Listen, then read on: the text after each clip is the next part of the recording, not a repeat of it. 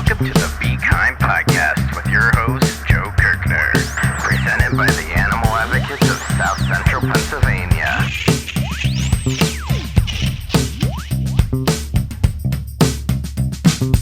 Welcome, everybody, to the Be Kind podcast. We're part of the Animal Advocates mission to create a more compassionate world for all living creatures, whether or not they're getting ready for the school year, lamenting summer, or just getting ready for life, because when you're older, school year and summer and seasons aren't really as important, because all animals deserve to be loved, and we're here to make that a thing. And today we are back. Were we on summer break again? Yeah, that's what we'll call it. I feel like this is the second or third time we've been on summer break. But anyway, we're back again. And this time we're joined by John again. Hello. Victor is around, so you'll maybe hearing or seeing his tail. And we had the pleasure of being joined by Maritsa. Hi, Maritsa. Hi. So before we get too started with some of the heavier questions, can you just tell us a little bit about yourself, your vegan journey, and what really lights your fire? Yeah, absolutely. My vegan journey, has definitely been an interesting one. I think, for most people it has. I went vegan when I was living in Asia. I was living in Hong Kong for 3 years. And when I first moved there, I got really sick, like really bad, for about a week. And I couldn't eat anything, couldn't keep anything down. Like it was terrible. So that started my journey of, like detoxing, and then that snowballed into plant-based diet. And then I came across the book How Not to Die by Michael Greger. And then that led to documentaries.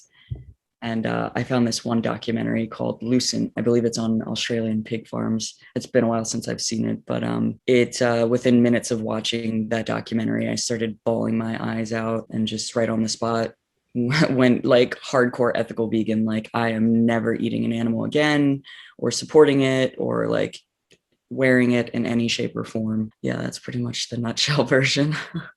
It's been, I guess about 6.5 years now since I've been vegan.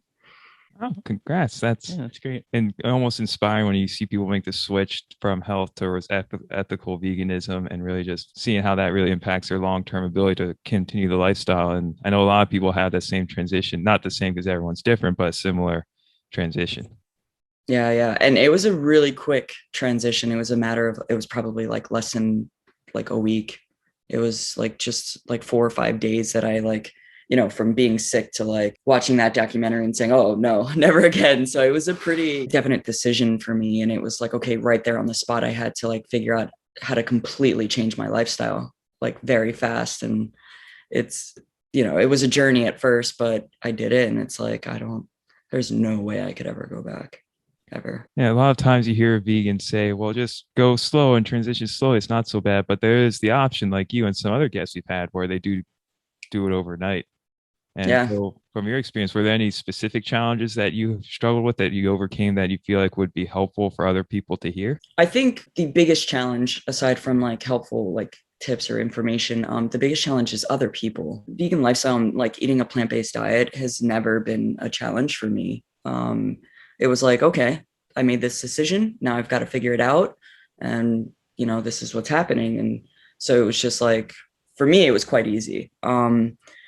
But then again, I was also never really huge on eating animal products, even as a kid. So I guess, then there's that where some people, that's harder for them to sort of wrap their mind around. But as far as like someone starting out on this journey is just being patient and also just doing your research, educating yourself. There's so much information out there. There's so many vegans willing to help, plant-based eaters. There's so much support out there. So just reach out and, educate yourself. Now we're going to dive some is meteor a species, this term? No, because there's walnut meat, coconut meat, and all that. So yeah, there we go. That's all right. But so what ways do you advocate for the animals or advocate for any other causes you're passionate about? Right. So I did, when I was living in Hong Kong, I was one of the co-organizers for the Earthlings experience before it like became anonymous for the voiceless. Like I started doing that there and doing like some street activism and outreach and stuff. like really like hardcore and heavy. Like I was every Sunday, like I was there on the streets in Hong Kong. And then I came back here and joined my local Anonymous for the Voiceless chapter here in Lancaster. Did a little bit of that when I first started out. And then I met so many like vegans that it just sort of like went in so many different directions as far as activism. And being I'm also a plant-based nutritionist, which that snowballed. And I did that for myself, like to understand like nutrition and, you know, be better, healthier. That snowballed into becoming a plant-based chef, like meal prepping for other people and things like that, doing fundraising events for like my local farm sanctuary. And then so I kind of took my passion for food and activism and just paired it and used it across social media. Like, hey, let me backtrack a bit. I felt that I was better using food as a way to advocate for the animals, because in my culture, my family's from Puerto Rico, food is bonding, like food is everything. And I think a lot of cultures are, you know, Italian, I mean, every culture, but food is bonding. Food is so much, we put so much weight on it. And it's, you know, if I can show people how easy it is and how much healthier and cheaper it is, and like animals don't have to suffer, the planet doesn't have to suffer, and our own bodies don't have to suffer, and you're not missing anything at all. So that's become my form of activism today. That's awesome. And I think everyone has their own form of activism that they can just keep doing consistently and make it part of their lives. And there's no perfect form of activism that everyone has to do. Otherwise, they're wasting their time. Everyone's got their own role to play in this ongoing push towards a more compassionate world. So thank you for doing your part. Yeah, thank you. So some of the questions I sent over ahead of time relate to some pretty complex themes. And some of them is the intersectionality of the vegan movement with other advocacy movements, specifically feminism, LGBTQ plus, and POC communities and those forms of activism. And I know that's something a lot of people toss around, how they all intersect, though not many people of my experience are very good at explaining it. So could you help our listeners understand how all these different movements and concepts intersect? Right. Because these are all groups that have been oppressed, severely oppressed and abused and mistreated. And it's so for me, you know, being part of the queer community, being a woman, being a person of color, and being vegan, like the amount of like discrimination that I've experienced across all four has been insane. And it's just like, wow. I feel that if, you know, each of these other communities aside from the vegan community, we can relate to, you know, we know what it's like to feel oppressed and not feel heard. And I you know, when I speak to some of my other, like some of my friends from different groups of, you know, the queer community or, you know, POC community, whatever it is, the way that they speak, it's exactly the way that vegans speak up for the animals. But yeah, I feel like that we all experience the same, you know, emotions when it comes to being discriminated against and oppressed. And it's, you know, for me, they're all very important, and I speak up for all of them. Where there's a victim, you're going to hear my voice. And I feel that if all communities understood, you know, if tried to dive a bit more into veganism, they would understand how they're all really like connected. I love that because it does shift the focus to the animals for the vegan movement, because sometimes you hear vegans talking about, I feel discriminated against, or this is oppression, when it's something like there's no vegan options at a football game, or someone gives them grief for buying tofu or something like that. And that really shifts the focus away from the animals onto the person. But the way you describe it, it's not about the people, it's about staying up for the animals and the oppressed non-human animals out there, not specifically the vegans themselves who feel like they are being marginalized. So I love that way you phrased it. So thank you again. Yeah, that's great. You're a champion for everybody and everything. So going back to what you were saying about food being a bonding with family and stuff in Puerto Rico, your mom is vegan too, isn't she? She's definitely working. She tells everyone, I'm plant-based. My daughter's vegan though. She doesn't wear leather. She did, all these things. And she's like, but I'm gonna get there. Like, she's definitely becoming more conscious of like, household products and things like that. But that's a part she's still like, learning, but her diet is 100% plant-based. That's awesome. Yeah, I follow her on social media, and like I love her posts. They're so great. She's just so wholesome and great. I know. She also talks about you too, because you guys like comment back and forth about stuff. Oh, that's great. Yeah, it's really cool. I'll have to tell her we spoke today. I didn't get a chance to tell her. Yeah, well, hopefully she watches this episode. Yeah, sure. Going back to, so we went back. Now we're going back to the future. Is that copyright infringement? I don't know. So what can vegans do to be better allies of some of these other advocacy movements and not steal the spotlight as sometimes vegans want to do in these kind of situations? Yeah, and that's something that I've been struggling with lately, especially because of everything going on, COVID bringing about all these voices from all these different communities. It's like, dude, like we're all in this together. We're all affected by all of it. It's just, yeah, that's something I've been trying to process without getting frustrated talking to people. So I'm kind of still on that, like finding the words and the patience, behind like vegans. Well, and that's where I try to, I sit with people and I'm like, okay, now this is what veganism is. This is what it's intended to be. It's, to be as conscious and aware as much as we possibly can, not to exploit animals, not to harm them, not to cause any harm, but also like, human lives are tied into that because, you're talking about world hunger, you're talking about all these issues that, without a healthy planet, we have nothing. We have nothing. And nothing matters. It's just important to focus on all of it, I think, and try to understand how connected they really are. But it's like, I've done the research myself. I've sat there and educated myself. And it's like, all I can tell people over and over is do the research, educate yourself. I can tell you my experience, but you need to experience it for yourself to fully like, understand it and grasp it and for it to like stick, to really, I don't know, make sense. And I think, and on this journey, like I just realized like I can talk until I'm blue in the face. And if people just don't do it for themselves, then,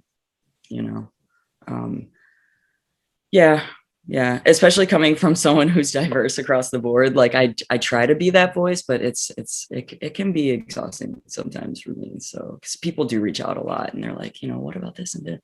It's like, as much as I will want to educate you and inform you and on how these are all connected and whatnot, it's just exhausting sometimes, like for my own emotional and mental health. I'm advocating for all four, diversities.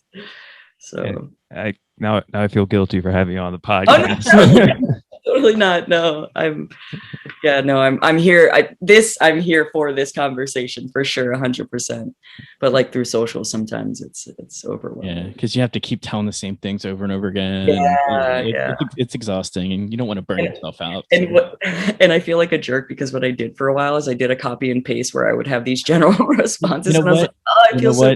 Do it because it's better than burning yourself out. It really is. I've done it before too. I mean, sometimes you just gotta, like, sometimes I have like little sticky notes and I just like grab this like with information and I'm like, hey, but I get it. So yeah, I gotta do what you gotta do. Yep.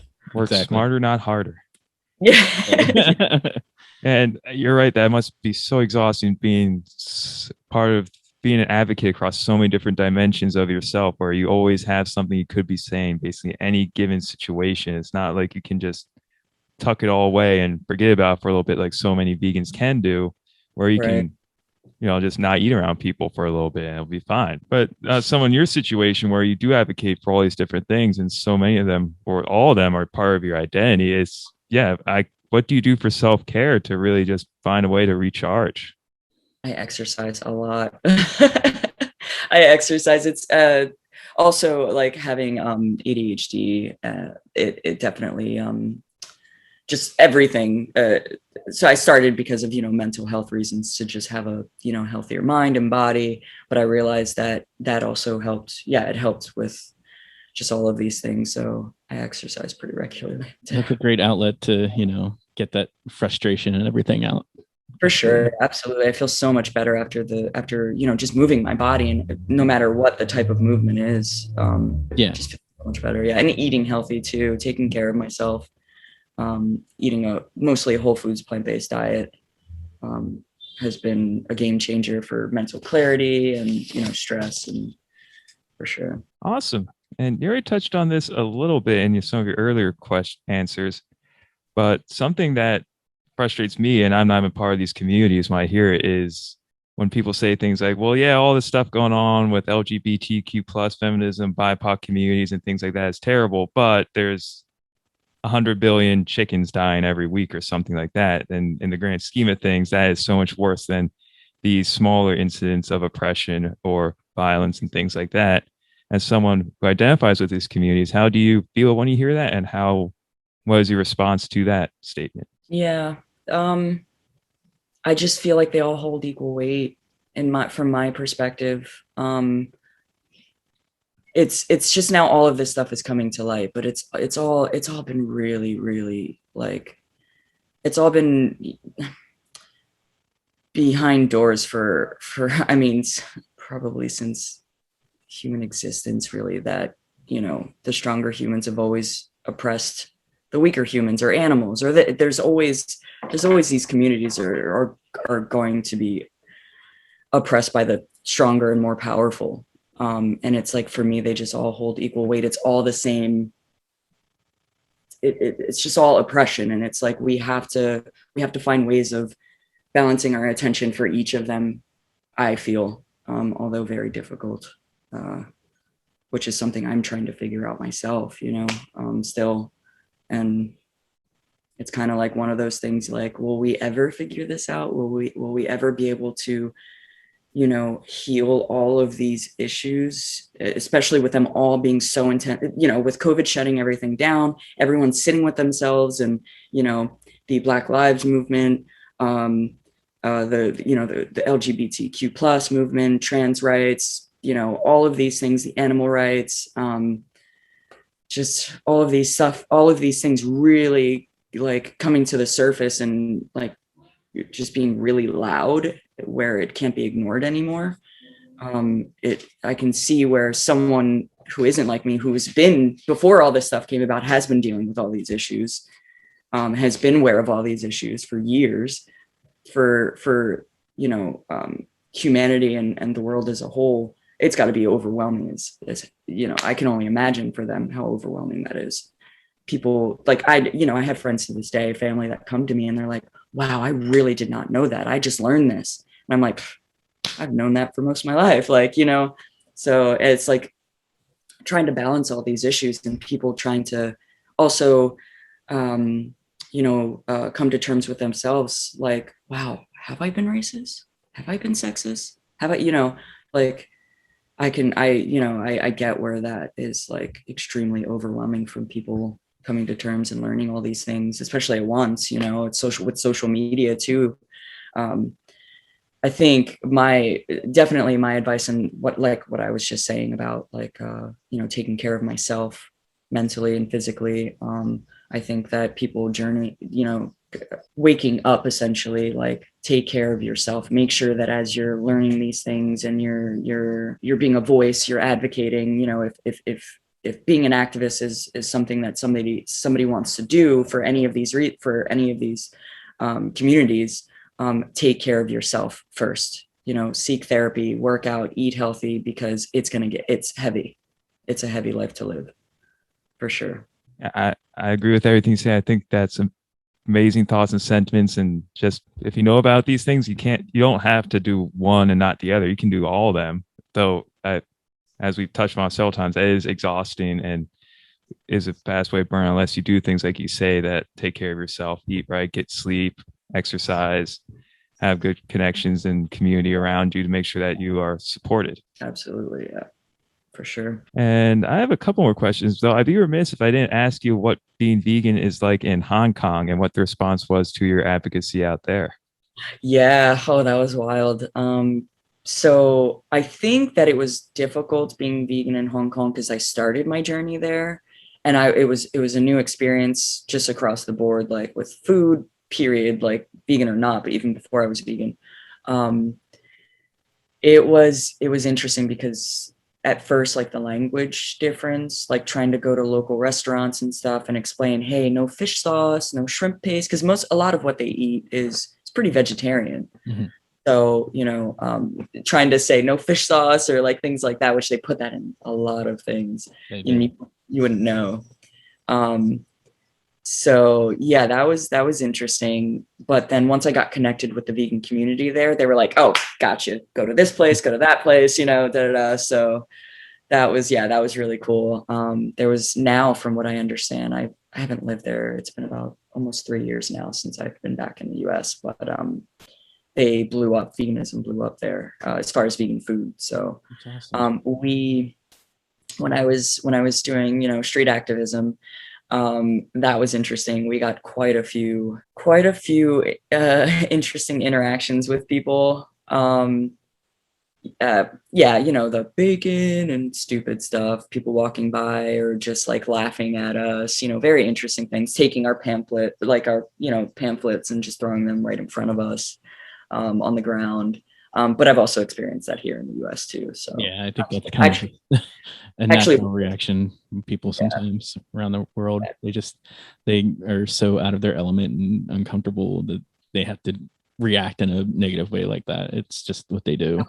that breaks my heart too. I'm Yeah.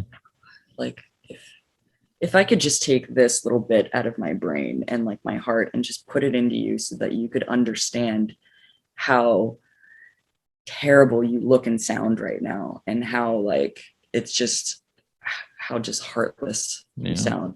And these animals, like I a couple of friends of mine, Sarah and Jonina, which I'm sure you guys know. Oh yeah, we know them well. They're amazing human beings. Yes. Like, so, some of the animals that they've rescued, that I've gone there and met these animals, like when they first rescued them and how they come off the trucks, and they're like, I don't cry a lot, but dear Lord, like I just like it's heavy. It's emotionally heavy, and it's like just like some of the animals, how they were abused and the wounds on their bodies and like the tear, like literally tears in their eyes. And it's Yeah, heartbreaking. definitely Yeah. heartbreaking. Man, well, that's a heavy note to end things on. So I will try and lighten the mood a little bit because now I'm thinking all the heavy thoughts too. Yeah. So stay strong, everyone. Or no, it is strong also to let your emotions out. You don't have to hide them. So if anyone's out there wants to cry or anything like that, go for it. Yeah. Let them tears flow. But I will not cry. Yet. Not right now. Can we talk about what you are doing with your business? Yeah, sure. You talk about that quick? Yeah, Yeah, perfect. awesome. So I founded Lancaster Vegan Meats, and then my friend Sally founded Lancaster Vegan Cheese Company. So she reached out to me earlier this year and was like, "Hey, do you want to buy my business?" And I was like, yes, I do." So she essentially started this cheese business, but never intended to continue running it. She wanted to get it started so that there was options in Lancaster in the area. Right. And which is, essentially I wanted to create vegan meats because we need them. And a local small business, So she was like, "You fit everything that I, like the new owner, I want the new owner to have. You're a person of color, you're queer, you're a woman, like you deserve this." Me and my partner, we've been privileged our whole lives. You deserve this. You deserve to be the voice of it. And I just I almost broke down and cried and just gave her the biggest hug. And she was like, "You're an amazing person and you're the right person to take this forward." And yeah, I'm getting chills right now. Our conversation is just amazing. But yeah, so I've been, I have my cheese in a few different places, Lemon Street Markets, Otropolis, a few places. So now we're evolving into Lancaster Vegan Deli. And I can't share this information just yet, but there's something very exciting in the works in the next few months that it's going to happen. But I can't say just yet. So eventually Lancaster Vegan Deli. So very cool. Well, I think your cheeses are used at a place called Blade and Spade in Lancaster that I go to all the time. It's one of my favorite places. And I saw the company. I go, that's awesome. And now I met you. Small world. Yeah. I just delivered to them this week. Yeah. Yep. That's so cool. Congratulations. Yes, that is awesome. Thank you. I'm so stoked. Like vegan food is definitely my passion. And it's like, and because food is bonding and we put so much weight on food that if I can use that to show people, hey, that dairy cheese that you're eating, it's messing you up. And it's messing you up. So here's an amazing alternative that's a lot healthier. It's not going to hurt you. And most people are like, oh my God, like, are you sure this is vegan? I can't, like, no, there's no way. And it's like, yeah, you have options. Like, you don't have to, there's great options out there. Well, I have one last question and I'm curious to hear the answer. So if you are making your vegan food, what would you want to put on it? Guacamole or hummus? Hummus. Yep. Yes. Hummus girl. Yeah. I could just eat spoonfuls of hummus. I love it that much. It is one of my major food groups. Right. Yeah. Mine is potatoes, tofu, and hummus. I could just live off of all three of those. You should have a hummus eating contest, you and Joe. Well, we'd all be winners in that contest. Yeah. I get a lot of crap because people are like, oh, guac, avocado. Everyone loves it. And I'm like, nah. I could take it or leave it. Okay. I mean, if I never ate an avocado again the rest of my life. Yeah. Okay. But hummus, though, All right. Now we're talking. Yeah. And so we're going to put links to all your companies, everything mentioned in the show notes. So people can go check you out and eat some of your amazing food. But any final words for our listeners back home before we sign off? Just love yourself, love each other. Life is short. Let's try to make this experience as positive as possible for ourselves, for the animals, for each other. Love. That's all I can say. It's just love. And we'll leave it at that. Thank you so much, everyone, for listening and or watching. And if you have any questions, comments, concerns, want to be a guest, bekindpodcast@gmail.com. Thanks, Maritsa. Thanks, John. And see ya. Thank you for listening to the Be Kind podcast, presented by the Animal Advocates of South Central Pennsylvania.